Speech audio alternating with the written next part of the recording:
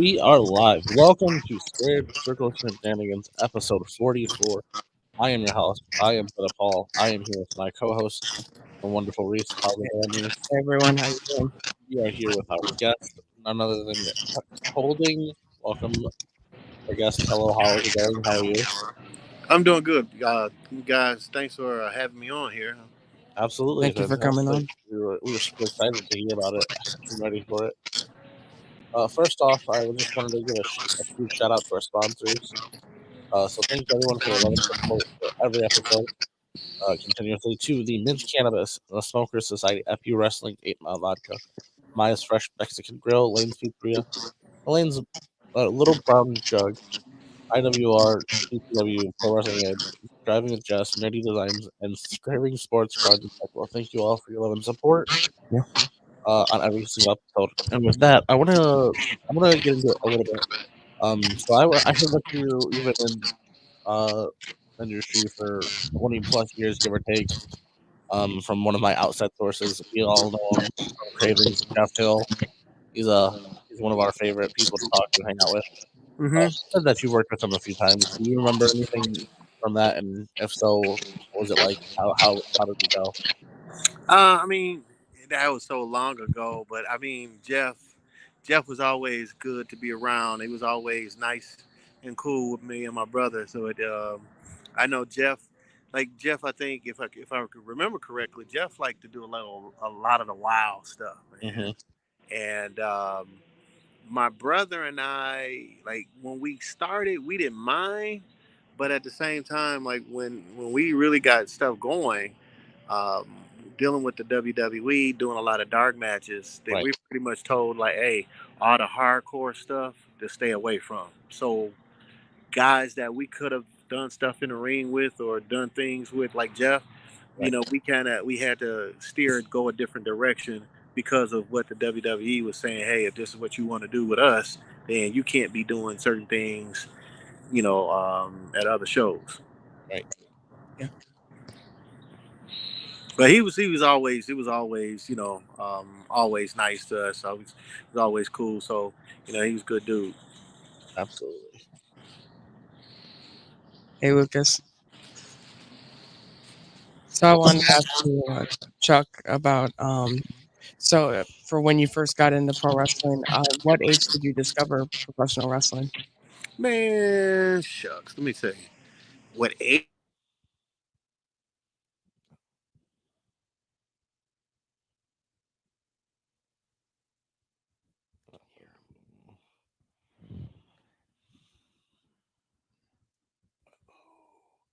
Did he freeze? No, I don't know what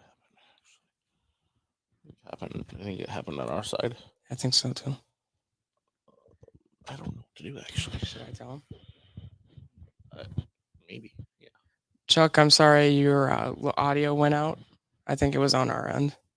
Oh, I don't know if he can hear us. I don't think he can hear us either. I think it's a reset issue. Um, Yeah, probably. Sorry, folks, we're having a little bit of an audio issue on our end. Yeah. Yeah.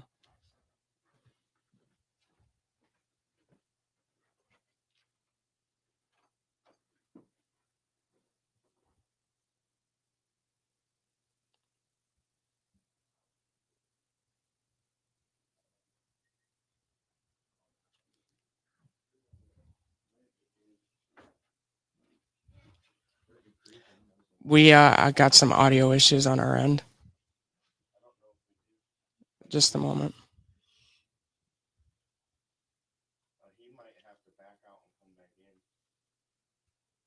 He can't hear us. That's the thing. Mm-mm. Can you hear us? Oh yeah, we're saying Chuck can't hear us though. tell him if he can hear you. Tell him to back out and come back in. Ryan says to disconnect him and then reconnect. Can you hear me? Can you? Yeah. Can you hear me? Yeah. You can hear me. Tell him to back out and come back in. Chuck, could you come out and then come back in? Leave and come back in. He can't hear us. Is there a way to like comment or something?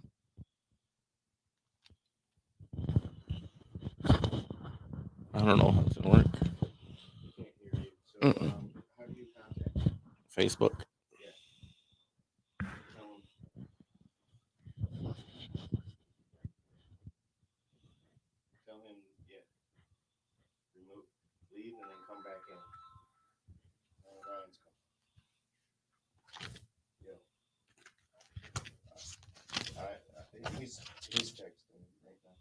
I just finished.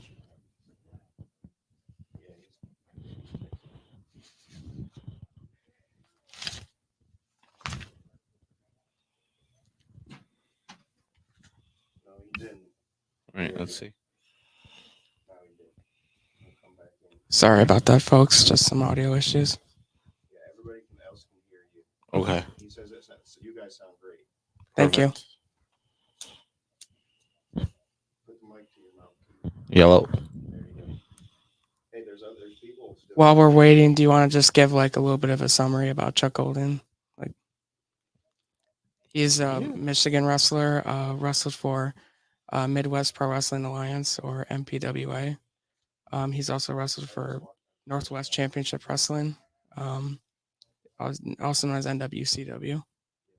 He was the champion for both of those companies, so the MPWA champion and then the NWCW champion. He's had notable opponents such as Amazing Nate Matson from IWR, Soul Taker, Freedom Ramsey, and Brutus Atwell. Brutus Atwell was also a previous guest, correct? Yes, yes, he was. He's a Nate great wrestler. Matson was also a guest of ours. Mm-hmm. Fantastic. We'll have I'll to try talk to to get him. Freedom Ramsey. Hello? Hey, Sorry Yes. about that. We can hear you. that's cool. Okay. Sorry about that, man. Okay. Huh, Well, it's all good. It's all good. if anything happens, if you can't hear us again, we're gonna have to redo that again. So you just have to back out and come back in. Okay, okay. Okay. Awesome. So if you don't mind restating, like, so I asked, what age did you discover pro wrestling? The discover like the earliest memory, like I said, it was when big time wrestling with the Sheik and Bulldog Don Kid, Mighty Igor, Abdullah the Butcher.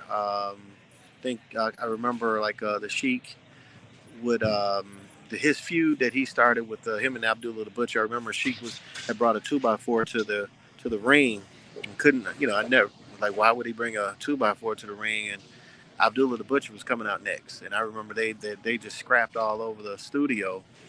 And at the same time, like, I had older cousins that would go to see big time wrestling. They would always talk about it, so I was kind of fascinated by it. And then just happened to flip the channel one day and saw Hulk Hogan. Bob Backlund had introduced Hulk Hogan in the WWF, and they were tagging that day. And a week later, Hulk Hogan wins the belt from the Iron Sheik, and the rest is history. Been hooked since.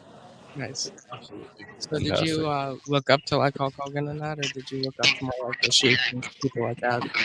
No, you know what? The guy that I liked the most back then was Roddy Piper. Nice. Call me Interesting. crazy, but that was like it didn't it didn't really hit me, but until I actually started working. But I love Roddy Piper. So when I started working, I was trying to you know emulate how the things are coming up with different ways to piss people off. Right. I mean, it took a second, but man, Piper was my favorite. Mhm. Absolutely. Piper, Mr. Wonderful, all the heels, they were my favorites. Okay, nice. So you would say you like being more of a heel than like a baby face? Man, Babyface can kick rocks. Like, dude, I can tell you in my 28 years doing this, my brother and I have wrestled one match as a face, and Really? I hate it. Yes, Oh I wow. hated it because, yeah, at the time, like we were doing a lot of dark matches for the WWE, and we were trying to figure out, like, we didn't know what they were trying to do with us, and Malcolm Monroe Sr. Like, I used to always call Malcolm and tell him what was going on, and he would, this particular time he said, hey, they may make you guys faces. You're trying to figure out what they want to do. He's like, you guys need to work a match as a face to see how you do. So he had us do a show, and we worked his faces, and like I said, I hated it. I hated it, but that was just only one match, and we've been heels pretty much all 28 years. That's awesome. Wild. With so speaking about being like a heel and that, so I got to see you a couple months ago at event here and actually in Manila. You were with NWA, and you got like a 5 minute promo in the ring, and Mm-hmm. saying about like how you were going to beat Freedom Ramsey, and you trash talk the crowd. So so when you trash talk the crowd, does that do you like look at the crowd? How is it easy to trash talk a crowd? Oh yeah, yeah. Well, one of the things that doing one of the things that sorry about that, guys. One of the things that Okay. I would always do is that if I know that I'm going to have mic time, or even I always do my homework on a city. Um, I find out what if it's one high school, couple high schools, who's the arch rivals. If you got an arch rival, have they been winning? If it's a city big on high school sports, like I find something that I can say that's going to piss the crowd off. I mean, it's easy to call people ugly, dumb, and stupid, but I'll find something. And then also, I talk about people's kids. I love doing that. Anybody's gonna complain that they're gonna go to bat for the kids. So when your parents sitting out there and somebody tells you that your kid is ugly, you know those fighting words. Yeah. Right. I remember you trash talked a couple kids that night. Oh yeah, yeah, yeah. But I do the thing where I'll tell a kid that I'm gonna come take your lunch money at school on Monday, and you know um, if they really start like harassing me and giving it to me, I'll say, hey, are you the mom? Well, I need you to make a peanut butter and jelly sandwich, vanilla wafers, and some apple juice. That's what I want for lunch on Monday, because he ain't gonna eat it, and it'll just like the kids just go crazy over that. So when one start, then I start on another, and it just go on and on. Nice. It's absolutely wild. That's awesome. So I went back and further research, and I found out that you've met quite a few WWE Hall of Famers and former and current WWE or other talent, such Mm-hmm. as Ron Simmons, George Animal Steel, Jimmy Snuka, and others. Um, who's one that you really wanted to tag team with if you haven't or haven't? Please explain. And then, what's your favorite memory of the ones that you have met? Well, I will say this: Ron Simmons will forever be in me and my brother's gracious, because we actually know his family because of the gyms that they used to work out at, and the gym that my brother and I. But Ron Simmons is our mentor, where we met him when we were. Let me think. We were towards the end of our training. It was he was done with WCW. He did some things in Japan, and it was before he went to the WWF or WWE. But he gave us a whole lot of, like, he sat down before a show. Then we wound up going out to dinner, and he sat down and like really talked to us about, hey, what to do when you get here, or and this is even before we even knew that we would have an opportunity to go do anything WWE. But he just talked to us. So Ron, that he will forever be in our hearts as the number one dude of all time to us. um, my favorite, Mr. Perfect, Rick Rude. I did get a chance to meet Mr. Perfect. We did a show in Cleveland, and my brother. One of the things that you see these guys on TV, Right, and they tell you when you get backstage, don't mark out, don't don't ask for pictures, don't ask for autographs, don't act like you've been there, right, and then when you see like some of your heroes, then you really have to, like, oh shit, okay, let's you got to be cool. right. So when I saw him, he walked in the locker room, and I'm being cool, and we got to he got to talking to us, him and Ray Traylor, Big Boss Man, and he was kind of like my brother was like, hey, Kurt, you know that my brother, like, you're his. And when he that, I felt embarrassed, but like, he started talking to me even more, sharing stories with me, and little tidbits. So that's like, to me, that was my all-time moment. That would be the guy that, outside of my brother, who I would love to tag with.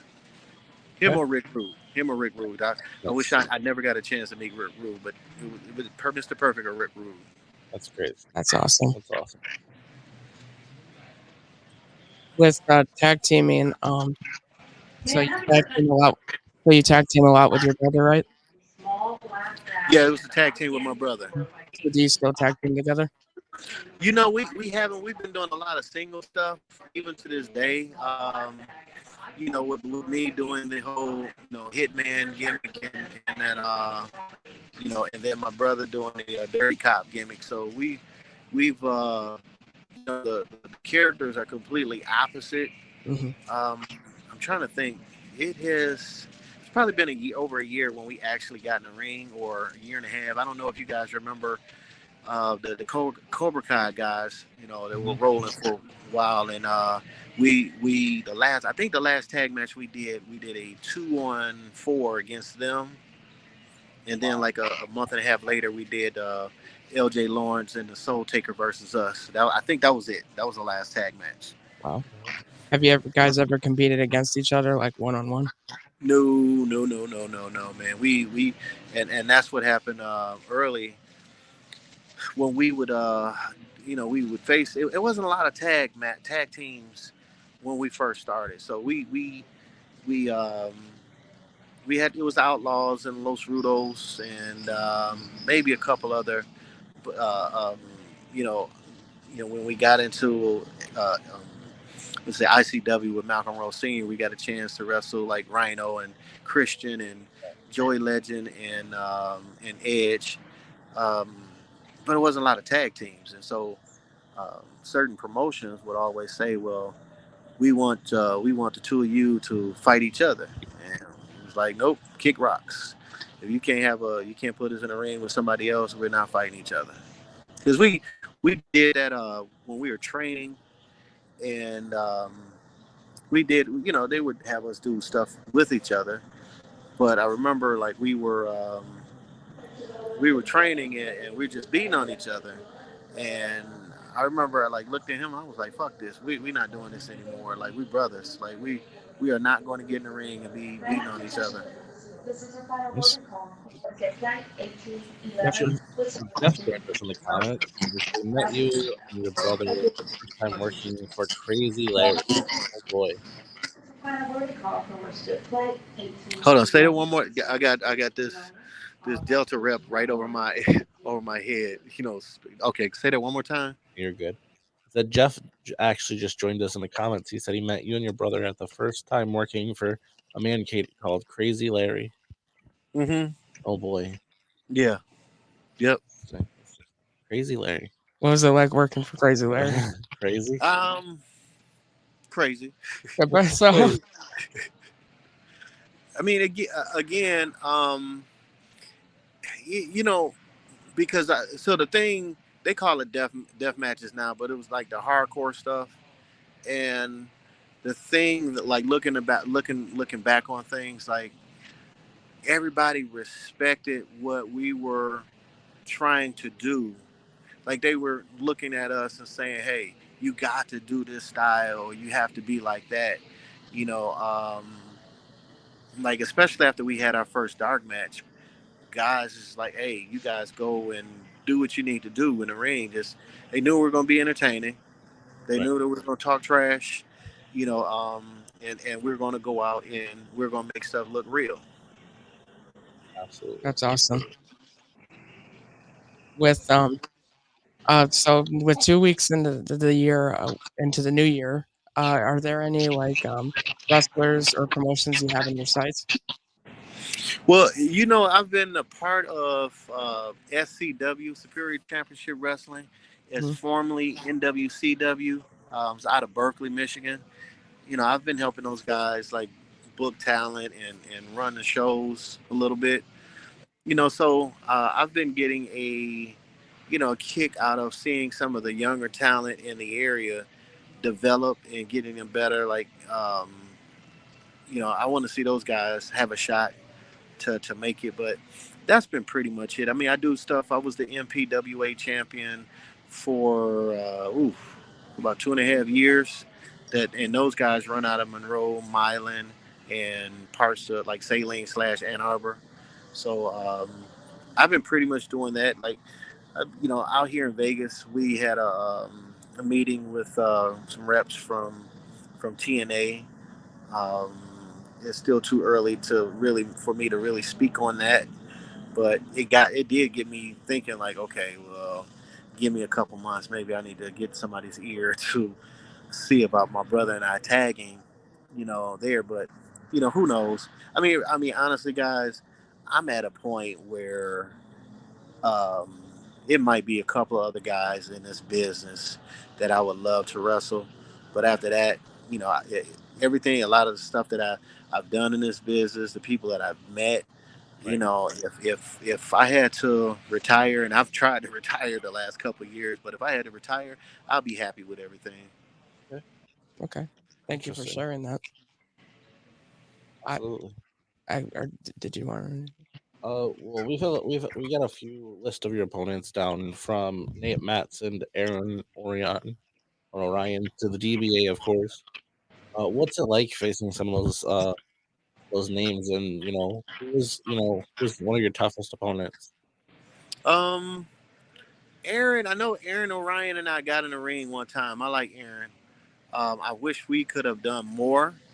One of my all-time favorites, like working with, is the Frogun, D-Ray 2000. Love that dude. That was like if you guys ever got a chance to see any of the stuff that we did together, there was always battles. It was always great storytelling that we would do. Um, and then like Nate is the only one that holds a victory over me. He has a winning record against me. Nate Manson is 1-0 against me. Wow. Wow. Yeah, I've never gotten a chance. Well, we were actually supposed to face off in MPWA earlier this year, I think it was, or earlier 2000 or later 2022. We were supposed to face off, and somehow it turned into he and I tagging with one another. But um, I would say Nate is definitely someone that I want to do before I'm done. I want to do a program with. He's a favorite here down at a Monroe promotion here at IWR. Yes, sir. You ought to come down here and fight him. Yeah, yeah, and that's one of the things that I need to talk to him. I mean, don't get me wrong, I would love to. I know Rhino runs. I wouldn't mind getting in the ring with Rhino myself. Um, but I just know that Nate would be the guy, one of the guys that definitely like you know doing something with him that would check off one of my boxes and saying, okay, I'm done. Nice. Yep, we definitely need Chuck and IWR. We've got Rhino and Nate for him. Ready. We're ready. Oh yeah, yeah. And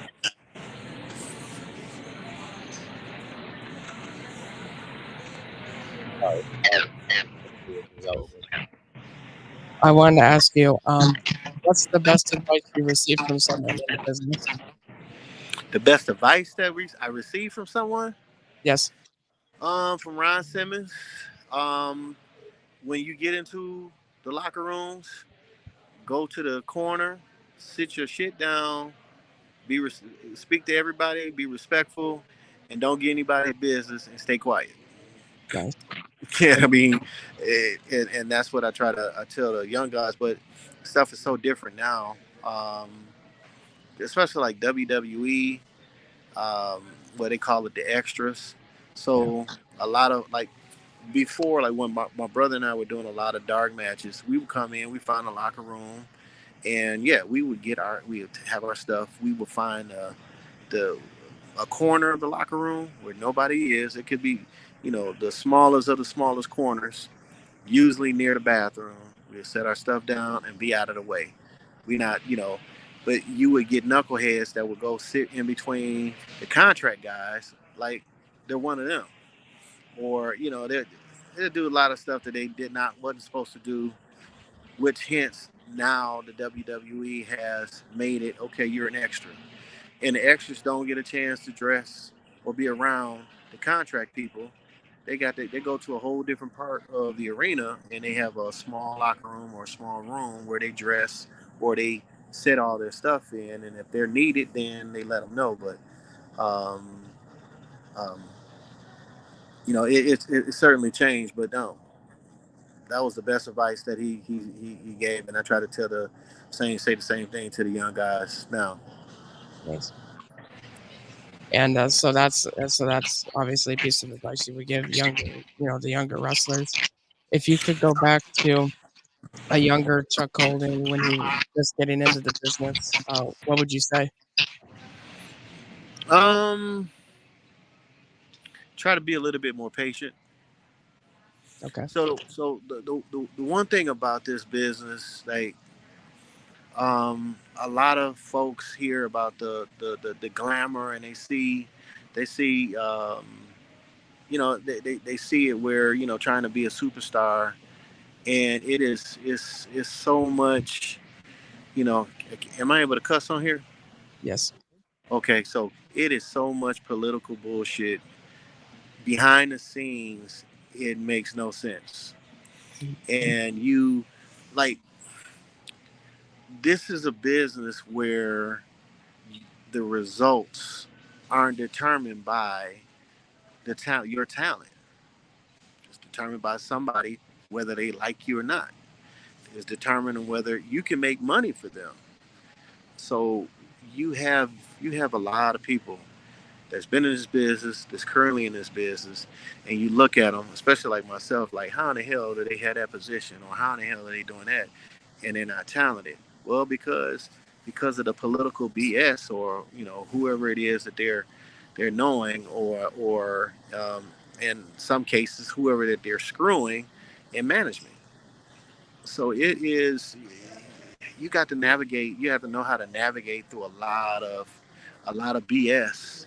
Um, if you're lucky enough to get somebody's attention, where you got a chance to go out into the ring, because this take to me is much harder now than it was back when, like, my brother and I were on our roll.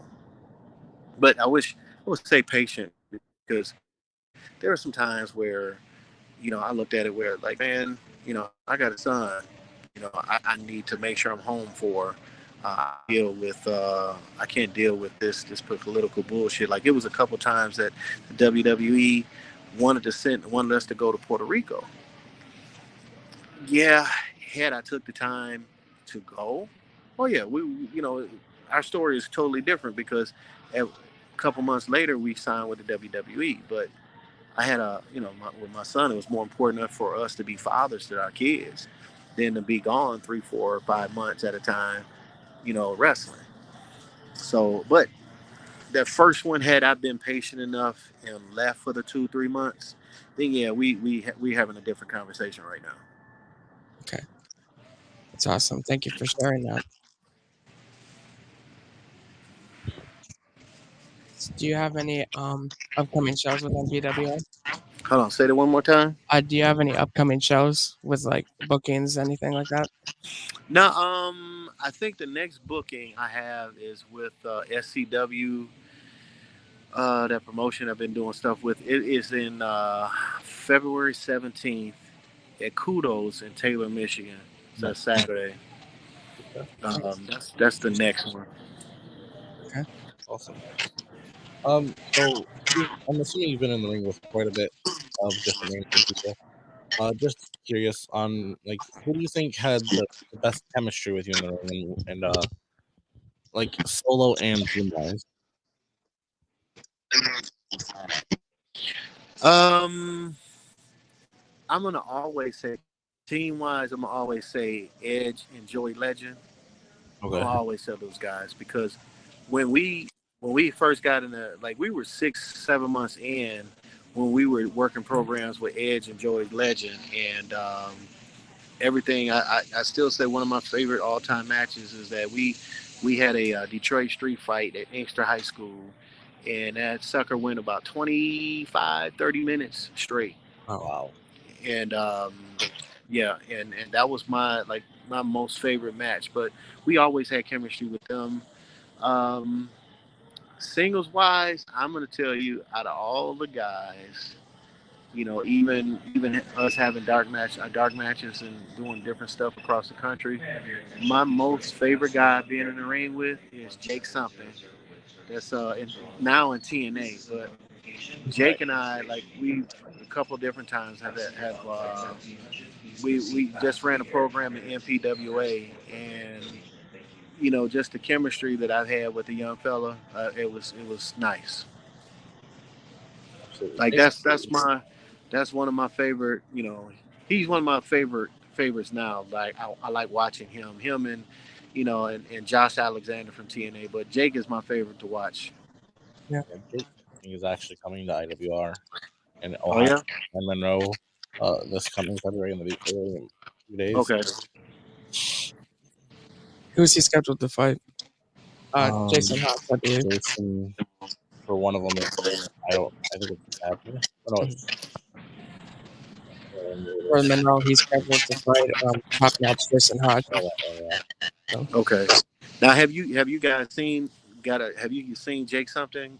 mhm. It worked. Okay. Yeah. Yeah. Yeah, he's a great Yeah. guy. Yeah. absolutely. Good dude outside the ring. Really good dude. Yeah, I always love watching his matches. Hmm. Yeah, big physical man. Look, I'm gonna tell you, man. It's been a couple times after being in the ring with him.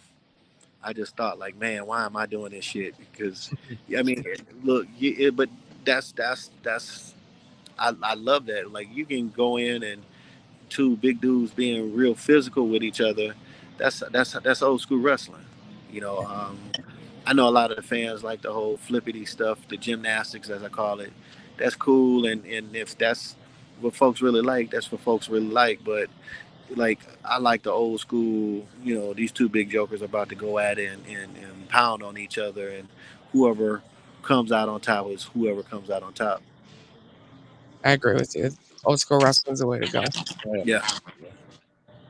100%. Um, so if you were to make a Mount Rushmore of wrestling, who would you pick for your top 4 or 5? Top 4, 5. Um. Well, okay. So I got two. So if you look at trendsetters, you would definitely have to say Hogan, Ric Okay. Flair, Okay. The Rock, All right. Stone Cold, and you would have to throw in the Undertaker, as that fifth when you say Okay. trendsetters and moneymakers. Interesting. I like it. Now, Absolutely. my personal favorite, I will go Mr. Perfect. Okay. I would say Rick Rude. All right. Um, I would say Tito Santana. Nice. Good pick. I would also say the Iron Sheik, I like. and then and Bruiser Brody. No, no, let me back that up. I would take the Iron Sheik out because I have to go with Bruiser Brody and Stan Hansen. Those would be Okay. my personal Yes. favorites. That's awesome. Absolutely. Love that. It's a great list of legends. Yeah. Absolutely. Yes, and look, Stan Hansen. Like a lot of people, if you don't know wrestling, you got to go watch Stan Hansen and Bruiser Brody in Japan from like the early '80s Hmm. up to '90s. Like, man, it's yeah. Stan Hansen he was that guy. Yeah. Do you have a favorite moment between Bruce Brody and Stan Hansen? Hold on, this. Hold on, that's like they're saying something over the. Hold up.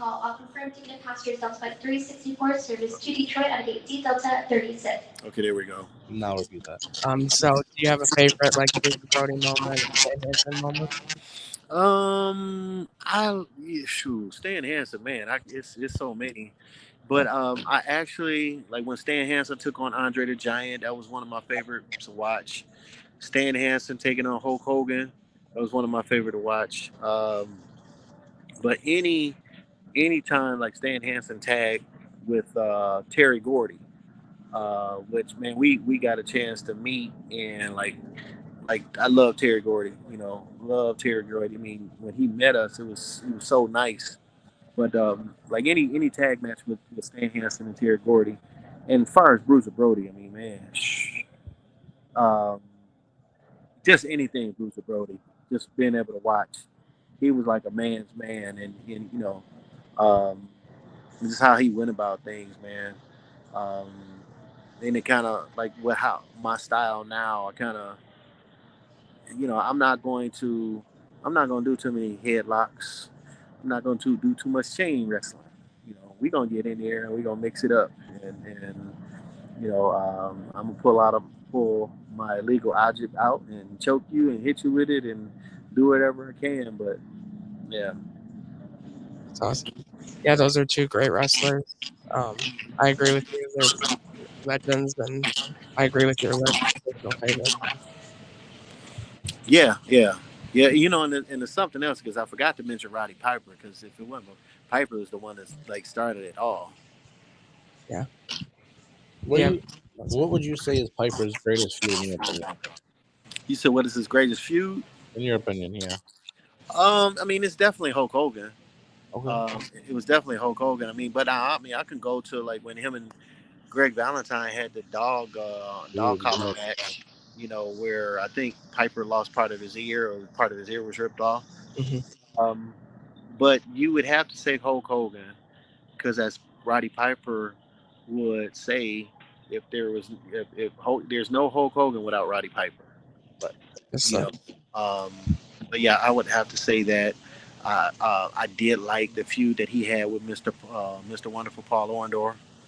Um, but more defining in it's definitely the thing he did with Hulk Hogan. Yeah. It's funny. So, the whole thing about when you're seeing guys in the back, backstage and not marking out, and you have to act like you've been there. So, I remember. I think this is 2007. My brother and I were in Philadelphia, and we were waiting for one of the agents to come out to get us. And we walking down this hallway, and we see this guy sitting at the table, like, "Oh shit, that's Roddy Piper." So we go over and we start talking to him like we're little kids. He don't care. Like I don't at this point because we had been backstage with the WWE so much. A lot of everybody knew us, so we're just talking and talking to him and bringing up memories of what he was doing. Like when he cracked Jimmy Snuka over the head with the coconut. We was playing all that stuff back to him, and he's just laughing. And to this day, I wish that we had took a picture with him while we could. But that was taboo to take pictures backstage. Like now, like if we had cell phones like now, oh yeah, we'd have took a million pictures with him, man. That's great. That's a great story. Thank you for sharing Yeah. that. Oh man, look, it's some stuff like you know with I mean, a lot of people don't know that we were about to get into a fight with Randy Orton and Chris Masterson. Uh, Wow. we were actually trying to find Scotty Too Hottie after a match to beat him up and couldn't find him. He had locked himself in the door, me in the room. Yeah, it's quite a bit. Yeah. That's crazy. With Tad doing dark matches in WWE, who were some of the people you competed against? Hardy Boys, Edge and Christian when they were up there. We did Albert and Scotty, but mostly whatever city that we were going to, it was they would get like two local guys and to face against us. Okay. So I knew like whenever they would have the guys under contract face us, we knew it was like okay, it's serious. It's something serious. So, um, but mostly like I said, it'd be local guys from whatever cities that we were at. How was the in-ring chemistry with the Hardys? It was nice. It was nice.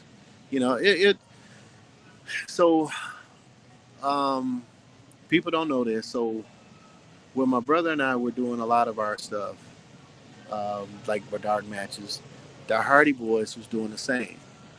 So like in the Midwest, they would book us for Indianapolis, Cleveland, Chicago, of course Detroit, Cincinnati. Toledo. If they're anywhere in the Midwest, that's where we were. Hardy Boys. They were doing their thing. East Coast in the Carolinas. Um, so I think it was a match that Matt and Jeff did where I forgot which one. I think Jeff did a spring. He ran on the um, I can't think the ledge. One of the ledges. I can't think. I'm brain fart, but he did a clothesline off of it, and the crowd popped, and it was a nice move. And Michael Hayes took a liking to him.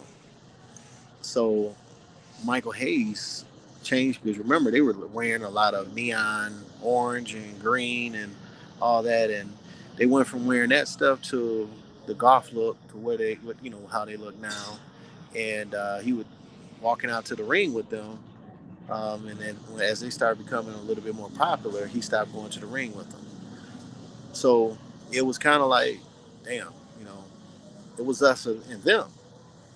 Hayes took a liking to him. We were still, scrapping, trying to get somebody to really, to really come along and take a liking to us. So, um, but it was cool. I mean, it was very very early on for both of us.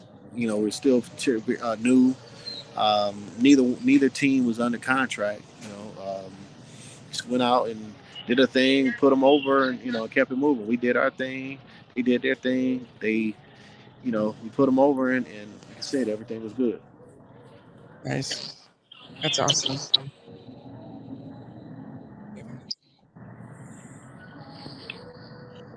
Um, let me what else I can yeah,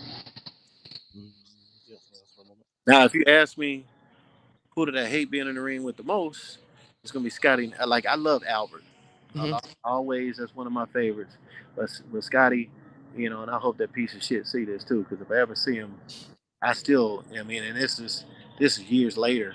Like he cost us getting signed Oh, about antics in the ring and what he did, and that yeah, yeah, it cost us. Like I still like we being this close. So it was a it was a week before WrestleMania. I can't think of which one, but it was right before Brock Lesnar. It was the week before Brock Lesnar debuted in the WWE. Right.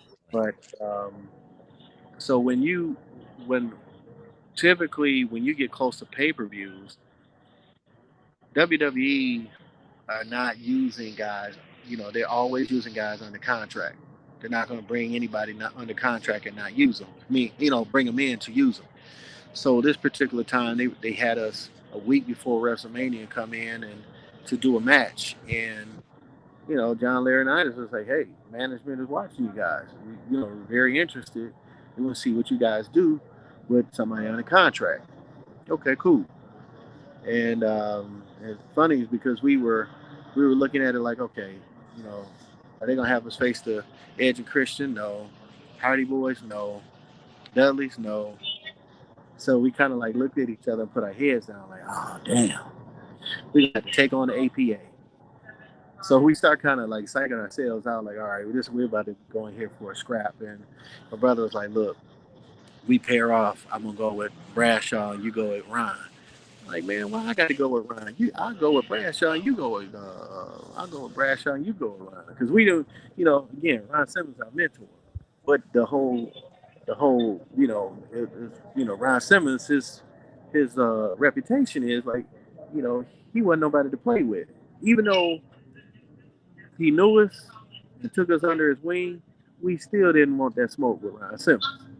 But it came out. It was like, oh no, you guys got Albert and Scotty. Okay, cool. And so yeah, they kept. They wanted us.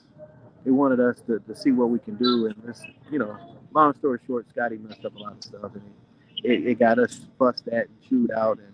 And like I said, we were looking for Scotty. We were gonna wreck him. That would have been a night if we saw Scotty. That would have been a night he'd got beat up. you guys would have heard about it in every dirt sheet around that we were gonna beat him up. But I still to this day I can't stand the piece of shit because he fucked something up that we have been working hard for, and I mean we later got opportunities to get signed. But and the other time, like Jim Cornette screwed that up for us. But for the it was a bad experience being in the ring with Albert Ascari. I'm sorry about that. Yeah, it's not good to hear. I mean, you live and you learn. I mean, it sucks that it happened. It sucks that it happened, but you live and you learn. It's like it's an experience. It's easy to talk about now. It is what it is, or was what it was. But yeah, it sucked because like when I say that we were close so many times to getting signed. It was pathetic. Like um, Masawa came when Noah when no they were parting all Japan, and they were the guys who were starting Noah over in Japan, and Masawa came over looking for folks to to bring over to the company, and we go down to Chattanooga at Terry Gordy's place, get a chance to meet him, meet Masawa. We work out. Terry Gordy invited us to stay the night to work a show that he had going on. We stay and do that. Impress the Japanese reps even more, and they were, like, hey, you guys, make sure you got your passports. They were bringing us over in that November. Well, 9/11 happened, and I got, you know, all that was thrown out the window. You know, WCW. We had one of the writers that was for Great Lakes Championship Wrestling at where we started. John Muse. John Muse got hired by Eric Bischoff to run the light heavyweight division. Well, John uh, worked it out where he was going to get us into WCW with him. Well, and at the time, um, TBS, being from the South and being, the headquarters being in Atlanta, um, the whole Ted Turner network. Well, the Southern Baptist folks thought professional wrestling was like a taboo. It was like no good. It was heathen, a bunch of heathens, and they didn't want it on television. So Eric Bischoff had got a buyer, and they were in negotiations about buying it. Him buying WCW. Well, the when TBS said that they no longer wanted wrestling on the station, and said that they were going to pull those spots, TV spots for wrestling, then the buyer backs out, and then the rest is history because Vince McMahon turns around and buys it for $5 million. So now, hey, we're like, hey, we about to go to WCW, and then next thing you know, like, nope, that's not happening. You know, um, we had little things like that happen. Um, we had a situation with Rocky Johnson. Had us had a verbal agreement. You know, had a verbal agreement, but that's another story. But yeah, that was one that we were that close. Verbal agreement, everything, and Jim Cornette fucked it up. I'm sorry about that. Wow, absolutely wild. I lost my question, yeah. But oh no, it is. So this is a two-part question, I guess. The first part would be if you could change anything about wrestling, specifically, what would it be and how and why? And then the other one would be if you had a piece of advice you would give to a new person, what would that be and why? All right, so if I could change something about wrestling, what it would be is the amount of slime balls that is in this business. Like I said, guys, you have no idea how much pieces of shits is in this business, and it's like these individuals prey on these ladies and these guys because it's a lot. I mean, I won't do it, but I mean, I can drop some names that have spent weekends with certain people just to get their name, just to be famous, Right. and it's crazy.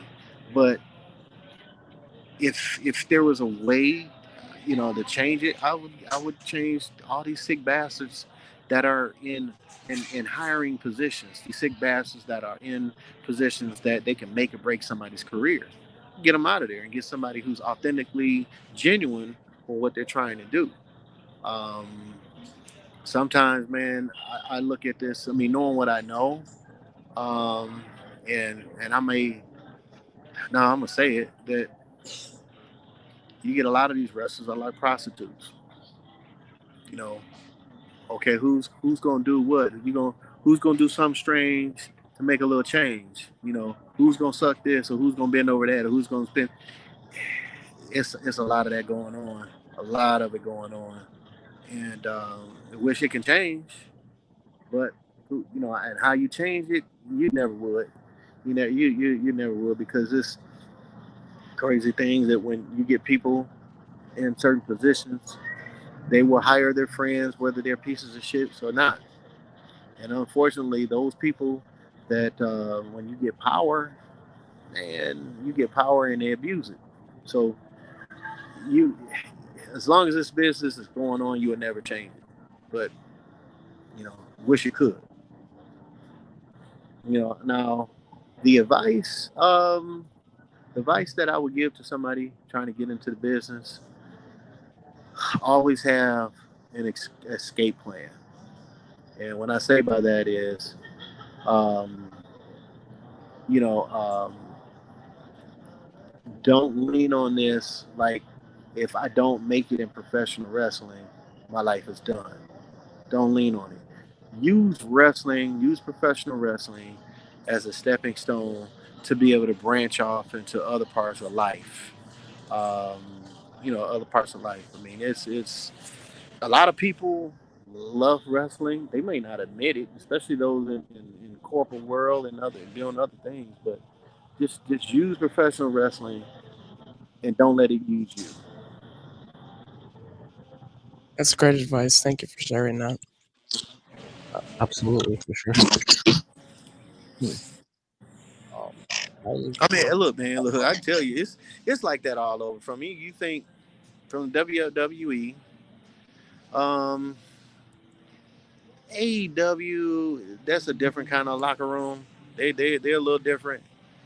Um, it goes on. It goes on in all of them, all the way down to the independents. It goes on down all of them, man. It's something else. Sadness is something else, but it's not. It's like, as I said earlier, all the glitz and glamour is cool, but it's so much that you have to deal with, so much stuff that you got to, uh, BS that you got to navigate through to get to that point. Sometimes you wonder, like, is it worth it? But I mean, if you're good, you believe in yourself, and you believe in your morals, then hey, you do it. That's great advice. Thank you. You're welcome. Yeah. I wanted to ask you, it's a question more about than your in-ring career. So injuries usually inevitable. Wrestlers going to get injured at their point in their career. What would you say would be your worst injury? Ooh, man. Um, I twisted an ankle, which wasn't bad. I remember. Oh my goodness, I did a. I did a. Um, oh, okay. So, um, I had a match where I was getting thrown out of the ring, right, and I was supposed to, wait for a second and get back in the ring and help my brother see if he was getting double teamed. Well, when the guy threw me out, um, my balls got nipped on the second rope. Oh, wow. So when I say I was on the floor gasping, and this kid was sitting in the chair, and I kept saying, "Oh, my balls," and the kid was in my ear just talking, talking, talking. And I remember taking my hand and grabbing the kid's shirt, like, "Get out of the way, kid," and like pushed him. And I sat in the chair, grabbing my balls because it was hurting so bad. And I'm like, oh shit, I got to get back in the ring.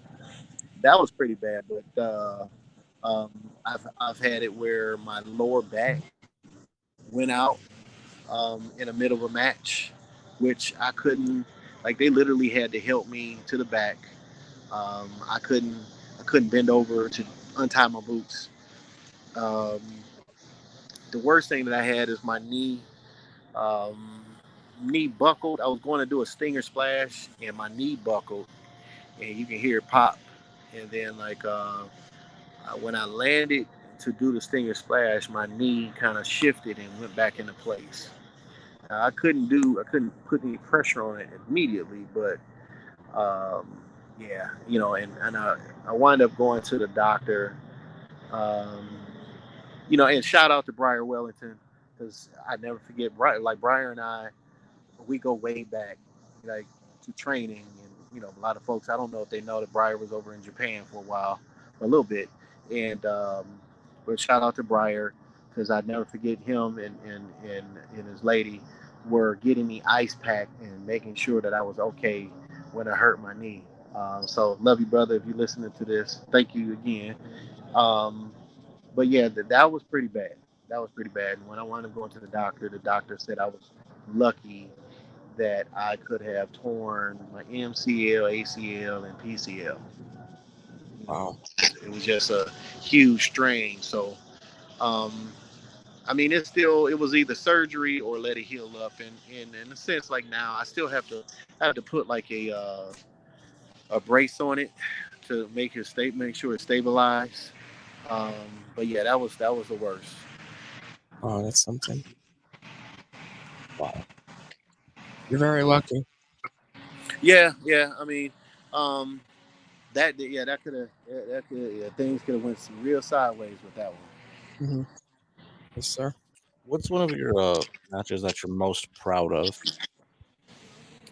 Um, Matches that I'm most proud of. Oh, tag team wise, I mean it's a lot, but I'm gonna still go back to that street fight that we had with Joy Legend and Edge, because I mean again it was a street fight. We're 6 months in the business and we went 30 minutes of nonstop action. Um, I mean, any of the stuff that we did in WWE, I'm always proud of. But I'm trying to think. I know that there are others. What? I'll say this. Like, so, my brother and I mean, you guys, we're always the brutes. We were always like the serious, like kind of we gonna come in and punch you in the mouth and whoop you. But we this one particular show that we did down in I think that was Adrian. We met a guy named Luscious Leroy, and and Leroy he was this 6'4", 260-pound brother, bald head dude, and he had an Afro wig. He wear now, mind you, when we see him, I mean we talking to him in the back and he's telling us that, hey, you guys better buckle up when you get out there because I'm gonna have you in stitches, kind of thing. And we're like, yeah, yeah, yeah. So I get out, I introduce him, and he comes out, and he has his wig on, and he's picking the wig. And I'm trying not to laugh, and he gets in the ring, and he gets the microphone, and he looks at the kid like, "What'd you say about my mama?" And he just like, okay, hold me back. So now he's trying to go after the kid. So we're holding him back, and he's just putting on this big old show. And I'm laughing my ass off. Like I'm trying to keep it where the fans can't see me laughing, but I'm laughing my ass off. But that night, um, that night, it showed my brother and I another aspect that, like, okay, we add this to our repertoire, we all right. We all right. So I like that night. Um, Singles wise, who I think when I won the MPWA belt, when I wrestled LJ Lawrence in Milan, I really liked that, and that was more recent. Um, the stuff that I did with Jake something, love that. We had a no disqualification match, and special guest referee was John Bolden, formerly of WWE, and Right. so that I'm very proud of that match. That's awesome. Absolutely. All right. Well, before we get going, because believe it or not, we've been on here for a whole hour. It's crazy. Before we get going, we wanted to just, give you a chance to let them know where they can find you and follow you. Well, you can find me Chuck Colding on Facebook. Um, CHUCKCOLDING, or you can go to SCW Superior Championship Wrestling, formerly NWC. It may still on Facebook right now is NWCW, Northwest Championship Wrestling.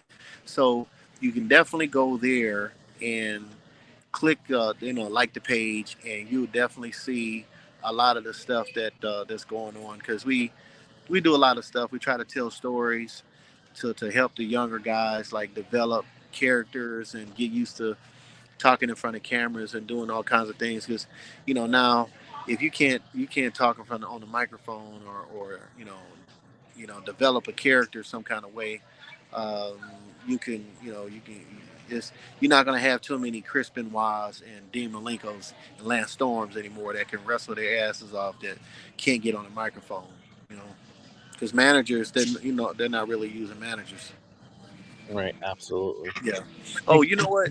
It was one thing that another advice that I would tell a young wrestler: if you're really serious about this, take acting lessons. Take Yeah. acting lessons. I mean, Okay. you know, um, yeah, just take acting lessons. Trust me, it'll help. That's awesome. And that helps with like promos and talking on the mic and that. Yep. Yep. Developing characters. Absolutely. Developing Awesome. characters. Awesome. Cool. Well, thank you for joining us, Chuck. It was Thank a you pleasure so talking much. to you and having you on and No, learning but about you and your career. yeah. Which was Well, you know what, you guys, thank you for having me. absolutely, of course. I'd love to get you guys out to a show. I mean, if you're not doing anything February 17th, let me know. I will make sure you guys get in there, and be able to, the tickets are on me. So I'll All right, make sure you absolutely. guys are there, so you can check the show out. That'd be awesome. That's awesome. Thank you, I'll Bert. get back with you for sure. Yeah, just let me know. Okay. Absolutely. Yes, sir. Thank you so much. Alrighty. All right. With that being said, we're going to thank our sponsors real quick before we leave, which is Demon Cannabis Smokers Society, FU Wrestling, 8 Mile Vodka, Amaya's Fresh Mexican Grill, Lane's Pizzeria, Little Brown Jug, Dudes Talking Wrestling, IWR, PWE, Just Drive with Gus, Nerdy Designs, and Craving Sports Cards and Collectibles. Thank you all for your love and support Thank you. on each episode, and we shall see you next week with Generic Rave. All right, guys.